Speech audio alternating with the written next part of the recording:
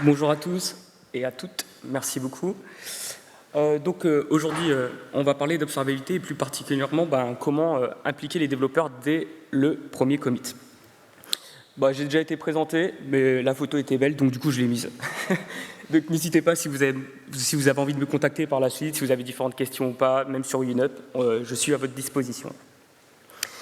On va revenir au sujet qui est l'observabilité. Et du coup, impliquons les développeurs dès les premiers commits. Et j'ai découpé ces 45 minutes en 4 parties. Dans un premier temps, on va découvrir qu'est-ce que c'est l'observabilité. Dans un deuxième temps, pourquoi et comment la mise en place dès le premier commit. Après, on va arrêter un peu les slides, on va partir sur une partie un peu plus tech et voir comment la mettre en place dans son projet. Et en conclusion, on va voir, et après le premier commit, qu'est-ce qui se passe. Alors du coup, on va parler d'observabilité, et quand on parle d'observabilité, généralement, il y a un autre mot qui nous vient à l'esprit, c'est monitoring. Et donc du coup, on se pose souvent la question, quelle est la différence entre l'observabilité et le monitoring? Et bien du coup, le monitoring, c'est un mot qu'on entend, pas forcément que dans le milieu de l'IT. Si on va à l'hôpital, on entend souvent « vas-y, fais le monitoring à un patient ». Du coup, le monitoring, c'est la surveillance continue des systèmes. On est repassé sur l'IT pour détecter des problèmes de performance ou de disponibilité. C'est-à-dire que potentiellement, à l'avance, on va connaître les soucis qu'on va avoir. Tandis que l'observabilité, ça va être la capacité à comprendre l'état interne d'un système à partir de ses sorties. On va voir, il y a les logs, les métriques et les traces. Donc, pour résumer aussi, c'est l'observabilité inclut le monitoring, mais elle va encore plus loin. Je vous ai préparé un exemple un peu plus concret. Les paiements sur mon site e-commerce, ils échouent. Alors avec le monitoring, je vais avoir une augmentation des erreurs 500 détectées dans le service de paiement. Rien de plus, pas d'autres informations. Tandis qu'avec l'observabilité, je vais voir le problème vient de l'API externe de paiement qui répond avec un timeout. Alors, ce qu'on veut, et ce qu'il ne faut pas oublier, c'est qu'avec l'observabilité, c'est surtout qu'on veut passer d'une approche réactive, donc attendre qu'un utilisateur se plaigne, et de passer à une approche proactive. C'est-à-dire détecter les bugs, même si vous êtes des super devs, il y en aura toujours, donc les détecter avant qu'ils arrivent. Quand on va parler d'observabilité, généralement, il y a deux notions qui vont être amenées. La première, c'est les 3 piliers de l'observabilité. Donc, les premiers piliers, ça va être les métriques. Donc, c'est des mesures quantitatives permettant de suivre la performance, le taux de CPU, la latence. Donc, c'est bien souvent ce qu'on va regrouper au niveau du monitoring. Le deuxième, ça va être des logs. Je pense qu'on a tous l'habitude d'évoluer avec des logs. Donc, ça va être des enregistrements détaillés qui vont nous permettre de comprendre un peu mieux ce qui se passe. Et en troisième, on va voir les traces. Donc, ça va être le parcours d'une requête à travers les différents services. Par exemple, je vais avoir une requête API qui va passer par service A, service B, service C. Donc on va pouvoir voir tout le cycle de vie de la requête dans mon SI ou à l'extérieur de mon SI. Plus communément, ça va éviter la question comment tu reproduis le bug. Généralement, avec les traces, on va savoir précisément comment le bug est arrivé et tous les paramètres qui sont passés de service en service. Alors, ces 3 piliers, ils sont surtout complémentaires. Les métriques vont plutôt plutôt répondre à la question « quoi », les traces « comment » et les logs « pourquoi ». Donc, si je reprends mon exemple de tout à l'heure, les paiements échouent sur mon site e-commerce, je vais détecter par les métriques que je vais avoir un temps de réponse que mon API augmente.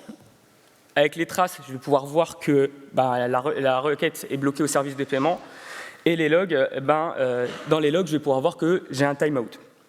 Et donc, bonne nouvelle, le problème n'est pas chez moi, mais chez mon fournisseur de paiement. Alors, quand on parle aussi d'observabilité, il y a un mot qui nous arrive souvent à l'esprit, c'est les services level métriques. Et donc, les services level métriques, ils se découpent en 3, qui sont les SLI, donc Service Level Indicator. Donc ça va être une mesure réelle d'une métrique, donc le taux de disponibilité, la latence, le CPU. Et en face de ça, on va s'associer à un objectif. Et donc du coup, ça va être l'objectif qu'on doit atteindre pour ce SLI. Alors, vous allez peut-être dire, il en manque un. Bien souvent, on parle de SLA, le troisième. Ça, c'est contractuellement, c'est sur ce qu'on s'engage avec les clients. Mais nous, en tant que dev, Nous, on ne s'engage pas contractuellement avec le client, on s'engage sur des indicateurs de performance. Donc, si je reprends, j'ai repris un petit tableau, hein, donc en face d'un SLI, on va associer un SLO.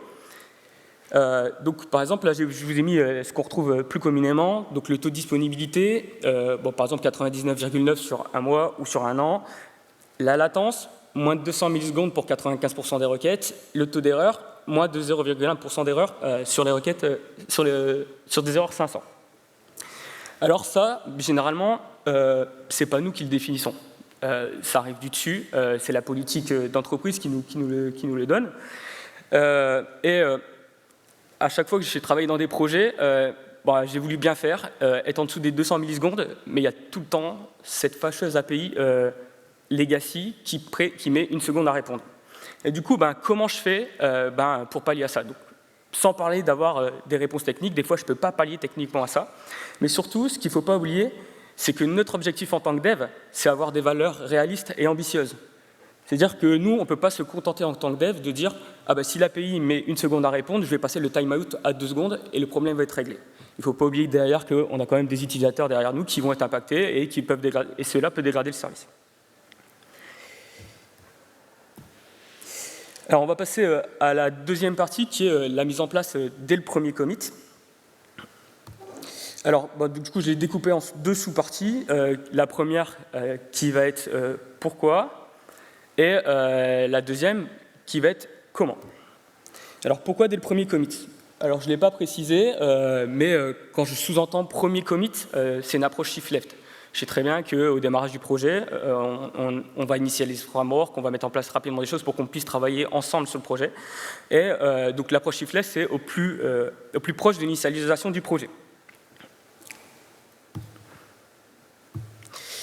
Alors pourquoi? Dans un premier temps, on va essayer de construire une culture de l'observabilité.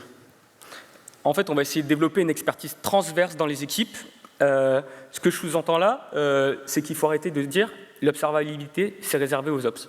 Non, les développeurs sont impliqués aussi dans l'observabilité. Et on va voir la responsabilisation des développeurs sur la qualité de leurs services et de leurs applications. On va vouloir mettre aussi en place une mise en place des standards et de cohérence dès le début du projet. On sait très bien que si on met en place des standards après, il va falloir revenir dessus, on va perdre du temps et ça coûtera beaucoup plus cher. Alors on va mettre en place les fondations de l'observabilité. Par exemple, ça peut être une lib qui vient, si on travaille en microservices, qui va venir unifier l'observabilité dans tous nos microservices. Et si je mets en place dès le premier microservice, je vais pouvoir le mettre plus facilement dans les autres microservices. Et on va avoir aussi une convention, on va pouvoir par exemple mettre en place une convention de nommage et de structure de log. Alors, je ne sais pas vous, mais généralement quand on commence un projet où on doit faire un refacto, on a une deadline à tenir. Et bien souvent, on va se poser des questions sur l'architecture, comment on met en place telle architecture, mais jamais sur les logs. Et généralement, dans le projet, on trouve 2 types de personnes, 2 extrêmes, un qui va mettre des logs partout, qui va tout loguer, et l'autre qui est complètement à l'aveugle et qui va mettre des logs nulle part. Et donc du coup, c'est aussi intéressant de se poser la question au début du projet, qu'est-ce que je veux loguer et comment je veux loguer. Et donc du coup, ça va nous permettre d'unifier ensemble et d'avoir le même niveau au niveau des logs. Et donc du coup, au niveau des pull requests, des merge requests, on va pouvoir voir en fait, que les logs sont uniformes entre tout le monde. Et ça va vous amener un feedback immédiat dès les premières features. Déjà, ça va vous permettre de voir des détections de régression silencieuse qui ne sont pas forcément couvertes par les tests unitaires ou les tests end-to-end. Par exemple, les fuites de mémoire, les latences. On connaît tous le fameux dev qui a fait du dev pour 50 lignes et quand on passe en prod sur 500 lignes, bizarrement, ça réagit pas pareil parce qu'on aurait pu optimiser du code autrement. Ça va aussi permettre la vérification immédiate des résultats et des optimations. On va se dire, mon app, elle part en prod, ah ouais, c'est vrai que c'est pas optimisé, ça met du temps. Ça met du temps, mais en fait, ça met quel temps et quel est l'objectif? Et c'est ça qu'il faut se poser aussi à l'initialisation du projet et quand on fait des optimisations. Il ne faut pas forcément aller au pifomètre ou au doigt mouillé. Et troisièmement, ça va vous permettre aussi une meilleure connaissance de son application. Pourquoi? Parce que généralement, quand vous faites votre application, vous allez voir intégrer une API, alors soit une API interne à votre organisation, ou par exemple une API externe. La première question qu'on va vous poser, c'est combien d'appels tu vas faire? Et bien généralement, quand le projet est tout neuf, on n'a pas la réponse. On ne sait pas combien d'appels on va faire.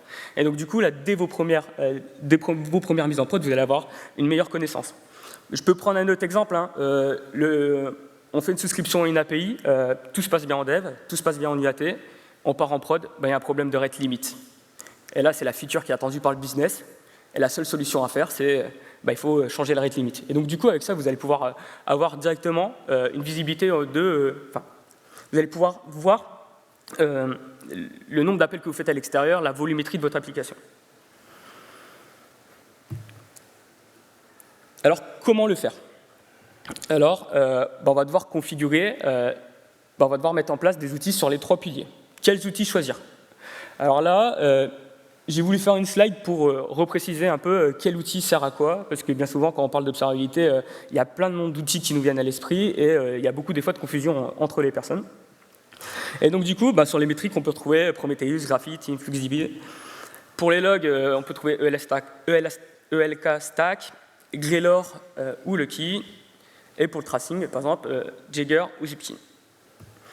Donc là, on va venir collecter de l'information, et derrière, il va falloir exploiter ces métriques, et donc du coup, on va avoir des dashboards comme Grafana, Kibana ou Datadog.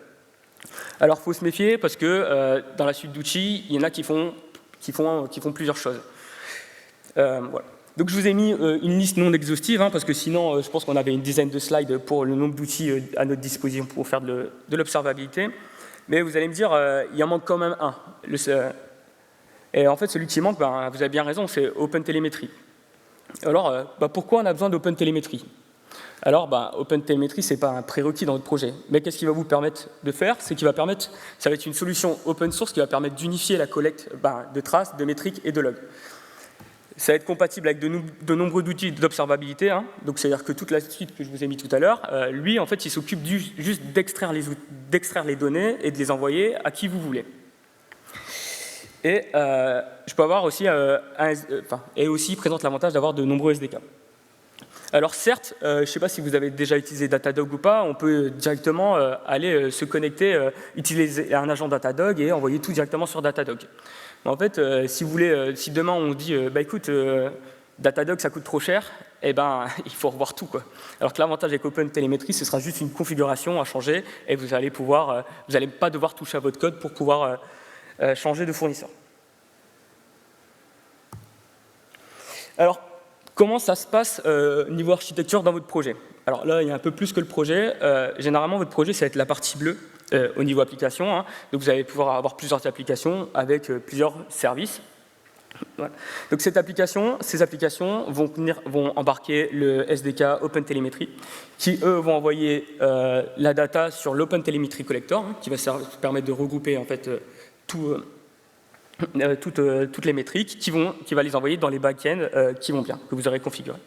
Et après, on va mettre de la visualisation et de l'alerting. Donc tout à l'heure, ce que je disais, c'est que finalement, comme Datadog va tout regrouper et vous allez directement de votre application envoyer vos logs dans des back-ends Datadog et donc voir directement tout sur Datadog. Alors maintenant, là, on a parlé de la collecte des métriques. Et maintenant, on va parler en fait, des alertes. Parce que collecter pour rien en faire, ça ne sert à rien. Et donc, du coup, il va falloir mettre en place des alertes pour être notifié. Et donc, du coup, il faut mettre des alertes sur les 3 piliers. Alors, quel pilier choisir pour mon alerte?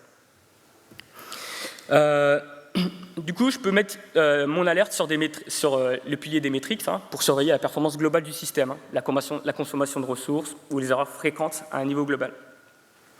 Je peux le mettre aussi sur les traces, pour surveiller la performance des transactions ou des requêtes dans les différents services.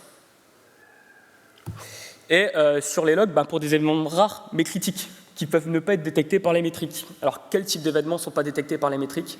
Clairement, si vous faites un try-catch, votre API répond, par exemple, une 500, on sait que c'est la fameuse API Legacy et qu'elle est sous l'eau, et elle répond une 500, on a dû faire un try-catch, et finalement, on n'a pas d'indicateur Alors pour nous, tout se passe bien, mais en fait, c'est peut-être le chaos derrière, quoi. Alors, quelles sont les erreurs à éviter quand on va mettre des alertes sur notre projet? Ne pas tester ses configurations. Hop, excusez-moi. Clairement, une alerte non testée peut potentiellement pas se déclencher. Donc on va se penser à l'abri, on va se dire moi je couvre ce cas, mais finalement on n'est peut-être pas sûr, elle ne va peut-être jamais se déclencher. Il y a ne pas configurer des alertes non exploitables. Si vous créez 150 alertes au début de votre projet, il va peut-être avoir les 150 qui vont sonner en même temps. Hein, vous savez, je ne sais pas si vous avez déjà vécu ça, mais soit on a par email ou un Slack et un channel dédié, et en fait ça sonne tout le temps, c'est tout le temps rouge, tout le monde regarde, personne ne se sent concerné. En fait, trop d'alertes, tue l'alerte. Pour moi, il y a un troisième cas que je n'ai pas noté. Les erreurs à éviter, je trouve qu'il est dommage, c'est pas de l'automatiser. Maintenant, on a pas mal de solutions à notre disposition pour automatiser la création d'alertes. Si vous travaillez entre deux projets, généralement, il va y avoir des alertes qui vont se ressembler. Et donc, du coup, pour moi, je trouve qu'il faut essayer, un peu comme les tests, de mettre en place l'automatisation pour l'observabilité. Alors, du coup, j'ai parlé de tests, mais vous allez me dire, comment tester? Soit je peux modifier temporairement le seuil de mon alerte, en rendant le seuil de déclenchement plus sensible. J'ai un CPU, j'ai créé une alerte si mon CPU est supérieur à 90, je le passe la valeur à 10%, et là, normalement, c'est sûr que ça va sonner. Je peux aussi ajouter un defect dans le code. Par contre, vous allez avoir un risque, vous mettez quand même un defect dans le code, c'est pas bon, vous allez avoir un risque de crash ou d'instabilité en prod. Et puis potentiellement, ça dépend le niveau derrière, mais c'est qu'on va déclencher des vraies escalations. Réveiller votre collègue à 4 heures du mat', c'est peut-être marrant, mais pas tout le temps, quoi. Et il y a une troisième solution qui est simuler des API, simuler des métriques via une API sur un environnement spécifique. Sur ça, en fait, je vais vous montrer après comment on va faire. Du coup, on va passer à la troisième partie. On va passer sur une partie un peu plus technique. Et donc, du coup, je vous ai préparé un petit projet que j'ai réalisé moi-même. Je me suis inspiré, on est dans le Nord, on aime le retail, donc du coup, j'ai pris l'exemple retail. Donc, du coup, on va avoir deux services, un service produit, un service stock, qui sont en Nest.js. Alors, je suis désolé, à un moment, il fallait faire un choix, j'ai choisi des Nest.js. Ces deux services vont chacun embarquer le SDK OpenTelemetry, qui vont envoyer les données dans le collecteur qui va arriver sur Datadog.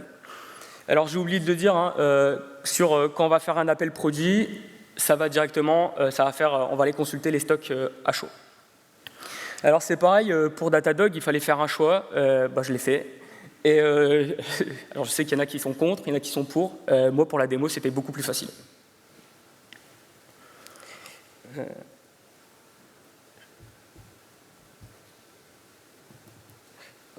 Je vais changer d'écran. Du coup, je ne sais pas si tout le monde voit bien ou pas. Vous êtes endormis? Donc du coup, je vais fermer cette barre-là. On va avoir l'architecture de mon projet. Donc j'ai créé un projet en monorepo avec NX, et on peut voir que mes apps, c'est mes deux serveurs. Alors, sur l'exemple, sur le schéma, il y en avait deux. J'ai dit, allez, le troisième pour la route. Et donc, du coup, j'ai créé un service recommandation pour avoir plus de métriques et pour qu'on voit un peu mieux. Donc, du coup, je vais avoir mon service produit, mon service recommandation et mon service stock. Alors, du coup, comment je mets en place mon observabilité dans mon projet?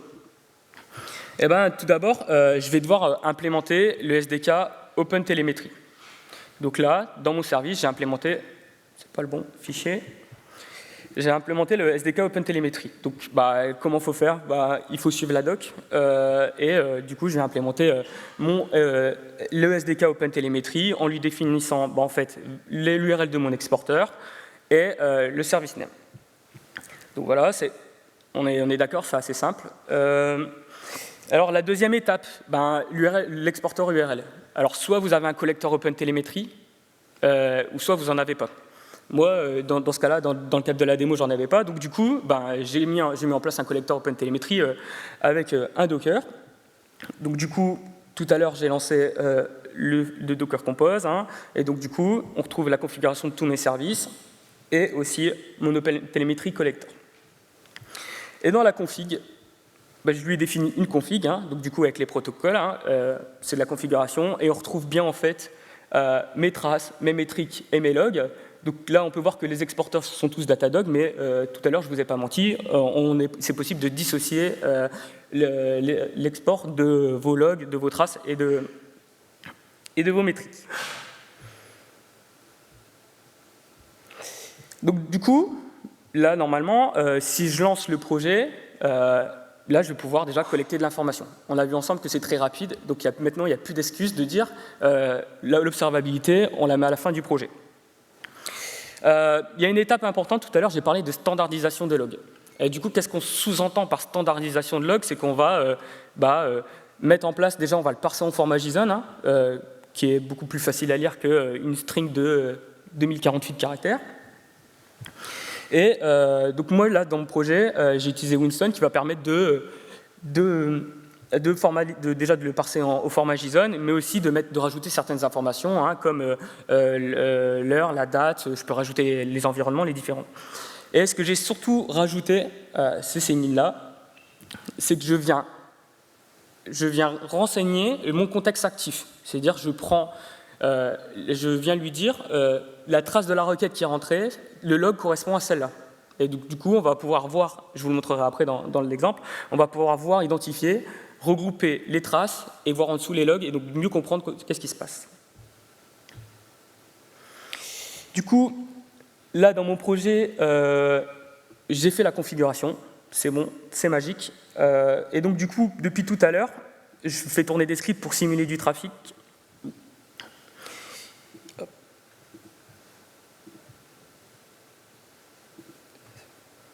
Et donc, du coup, depuis 10h45, je simule du trafic sur mon application et on peut voir que toutes mes métriques sont remontées. Donc, il n'y a pas de magie. Je vous partage le code après, ne vous inquiétez pas, mais en fait, c'est très, très simple. Et donc, du coup, là, je peux retrouver mes métriques. Donc, du coup, il y a une liste, vous avez la liste de métriques automatiquement. Vous n'êtes pas obligé de mettre en place des counts à la main pour dire j'ai nombre de hits, c'est ça, ma latence, c'est ça. On peut retrouver aussi les logs, les différents logs. Bon, là, il faut aimer un peu l'archéologique pour tout comprendre et savoir le suivi. Et donc, du coup, à votre disposition, vous allez avoir les traces. Donc là, si je prends par exemple mon product service, donc là, j'ai un peu un rapport de mon service. Et quand je vais voir les traces, hop, je peux voir toutes les différentes traces de mon application. Et comme je vous expliquais tout à l'heure, quand je vais consulter... Hop, c'est pas la bonne. Quand je vais aller rechercher un produit en particulier, je vais faire le app/api/product/id et on peut voir qu'il y a un appel qui est fait au stock. Alors vous allez me dire, Emric, c'est magique, ça rime. J'ai trouvé. Et du coup, comment ça fait? Comment ça se passe? En fait, tout à l'heure, dans la déclaration d'OpenTelemetry, j'en ai pas parlé, mais on met deux instrumentations qui sont l'HTTP instrumentation et l'Express instrumentation. Alors, à quoi ils vont servir? Le HTTP instrumentation, il va permettre de, quand on va me requêter avec via API, il va aller checker les headers, et s'il y a des informations concernant des traces ou des spans, il va les récupérer, et lui, il va les garder dans son contexte, le fameux contexte active, et quand moi je vais faire une requête à l'extérieur, donc soit avec un module HTTP, il va venir reprendre les mêmes identifiants dans les headers pour les rebalancer à la requête HTTP suivante. Et donc du coup, c'est comme ça que vous allez pouvoir voir le cycle de votre requête de service en service. Hop. Donc là, c'est bon, tout est magique. Je vais simuler. Alors.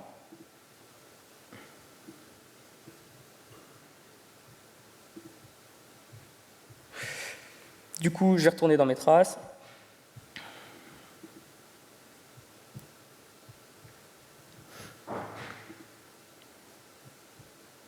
Et donc du coup, là, je viens de simuler 2h500. Hein. Bon, je l'ai un peu fait comme un bourrin, je suis désolé.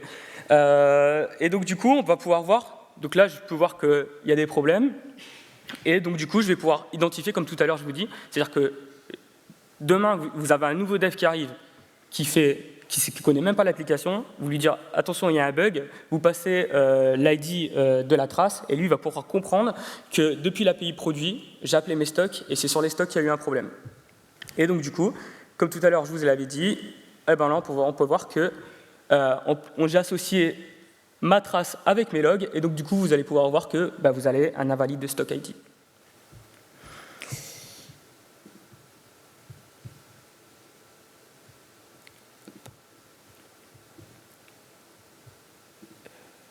Donc, tout à l'heure, on parlait de performance de SLI et SLO.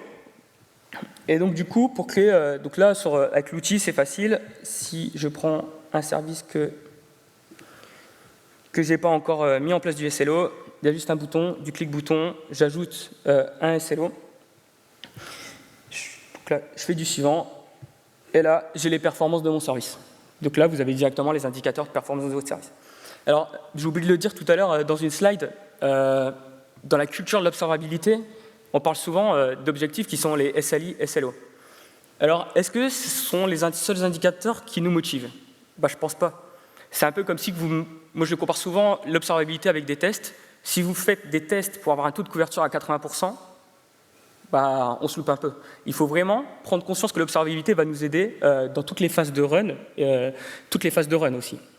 Et donc, au plus vous allez avoir une meilleure observabilité qui va être bien quali et toutes les informations, vous allez plus rechigner forcément à traiter 10 tickets parce qu'il y a un bug. Et donc, du coup,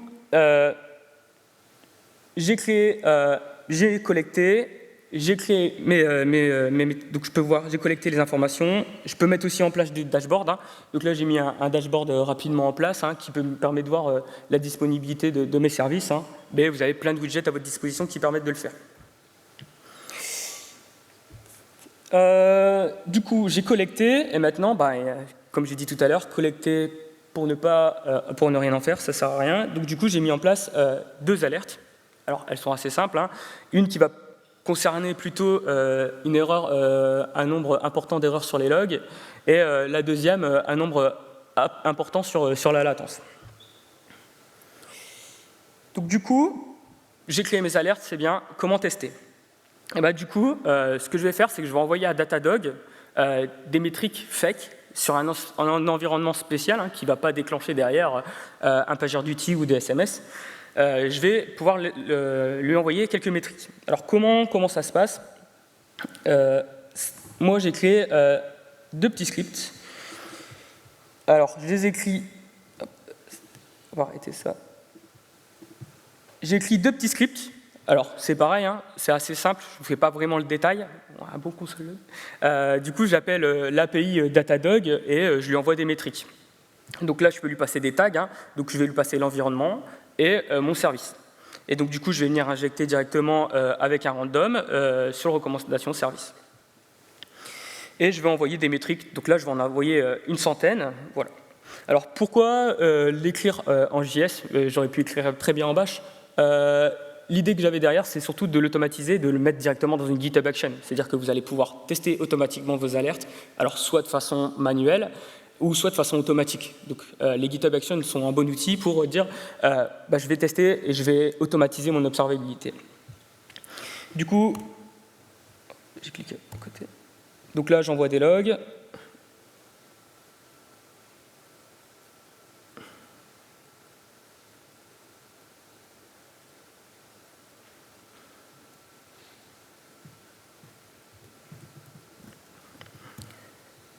On renvoyait encore.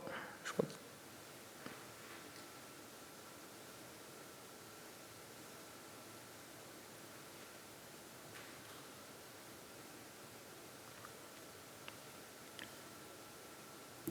Et donc du coup, là je vais pouvoir aller voir mon alerte.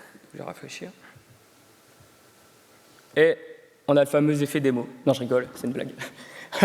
En fait, sur Datadog, il vient checker toutes les 5 minutes. Et ce délai-là, on ne peut pas le raccourcir. Donc, faudra attendre 5 minutes. Donc ce que je vous propose, c'est qu'on déclenche, qu'on teste la deuxième alerte directement, et comme ça, après, on verra si le résultat de la première alerte a fonctionné. Donc du coup, du même principe, j'ai créé un autre script sur latency. C'est pareil. Je viens injecter des métriques différentes dans mes services. Donc là, je viens injecter. Alors pour voir si ça fonctionne bien, hein, parce que plutôt que d'attendre 5 minutes, je peux aller voir que sur mes logs, là, donc on voit bien que c'est des tests de log et que j'ai bien injecté de la data, donc ça fonctionne bien. Et du coup, ça va, déjà, ma métrique remonte. Et si... Alors, du coup, il faudra 5 minutes, je suis allé trop vite. Et donc, du coup, ce que je vous propose, c'est de revenir après pour voir si ça a déclenché les alertes.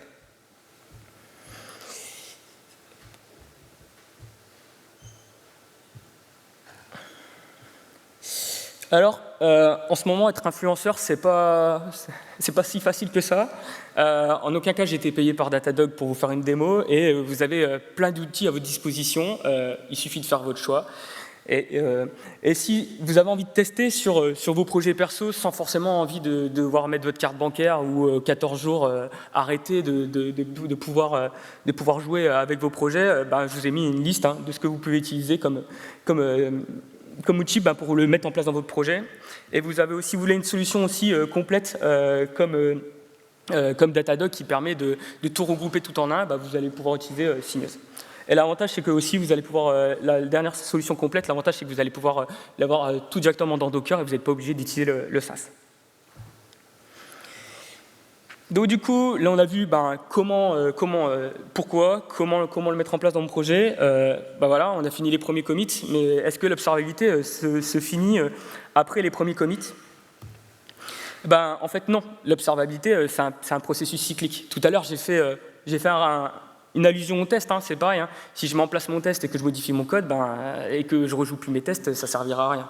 Et donc, du coup, c'est un processus cyclique donc, qui est surveillé, analysé, optimisé, tout ça tout le temps, constamment.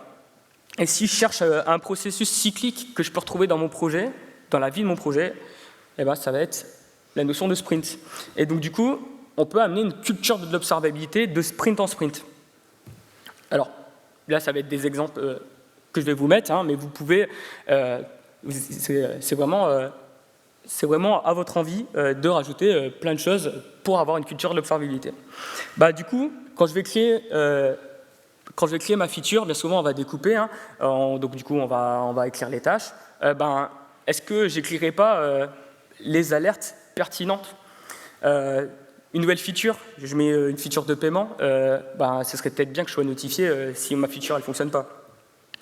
Pareil, planifier les nouveaux dashboards, se poser la question, qu'est-ce qu'on doit surveiller et comment on va le voir. Pour ensuite, durant le sprint, on va vouloir, il y a une inversion, on va pouvoir, en fait, si on les a pensés, on va surtout pouvoir les créer et prévoir du temps pour les créer. C'est pas une fois que la feature est partie en prod depuis 15 jours qu'il va falloir dire « Ah, il manque des informations, je n'ai pas de retour sur ma feature ». Alors pendant le sprint, vous pouvez, si vous avez un peu de bande passante, vous allez aussi pouvoir améliorer la qualité de l'existant. C'est un processus continu, et donc du coup, il va falloir tout le temps améliorer. Et après le sprint, pareil, présenter à l'équipe les nouveaux dashboards, pour que tout le monde ait la même information, et les nouvelles alertes. Parce que si vous mettez une alerte en place et que le gars qui fait de l'astreinte n'est pas au courant, il va vous regarder bizarre. Et aussi prévoir un temps d'analyse des dernières features. Avoir des KPI sur notre dernière feature, savoir comment tout se passe bien, si la mise en prod s'est bien passée. Et ça, il faut tout le temps garder un temps pour pouvoir s'améliorer. On peut rajouter d'autres temps pour l'observabilité, qui, par exemple, pour les post-mortem. Donc, je pense que comme vous êtes des bons devs, vous n'en avez jamais fait. Et du coup, c'est vrai qu'on se pose la question souvent de qu'est-ce qui a fonctionné, qu'est-ce qui n'a pas fonctionné. Et donc, du coup, est-ce qu'on pourrait pas se poser dans la partie du post-mortem, dire en fait, qu'est-ce qui nous a bien aidé, qu'est-ce qui nous a manqué, mais surtout, comment on pourrait aller plus vite.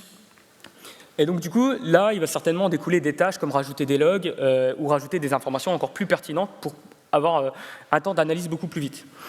On peut rajouter aussi des dashboard grooming. Entre parenthèses, c'est à titre indicatif, c'est à votre convenance, mais par exemple aussi nettoyer les métriques obsolètes ou les standards de visualisation. C'est un peu comme la doc, hein. Si j'ai mis en place des dashboards et qu'ils ne servent plus, il faut les retirer parce qu'il y a une perte d'informations et ça ne va servir à rien. Et aussi, faire une observability review, par exemple bi-hebdomadaire, avec une priorisation des améliorations, hein. Donc n'hésitez pas à prioriser, hein. Des fois, on parle beaucoup de dettes techniques à prioriser, hein, mais l'observabilité aussi, c'est à prioriser. Et une review de la qualité des dashboards. C'est-à-dire que si dans votre dashboard, pareil, si vous mettrez en place de nouvelles métriques, il faut dire, dans mon dashboard, cette métrique, elle doit apparaître.